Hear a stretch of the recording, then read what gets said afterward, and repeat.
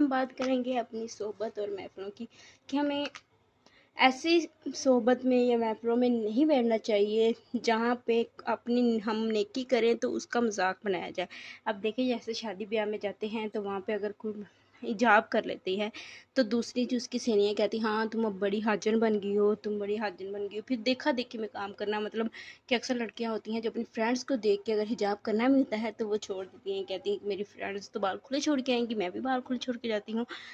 تو اگر کبھی کوئی کر لے خود حجاب اگر کوئی کر لے تو وہاں پہ جا کے اس کی سہیلیاں کہتی ہیں، اس کا مذاق بناتی ہیں، تو تم تو حاجن بن کے آ گئی ہو، تم یہ تم وہ۔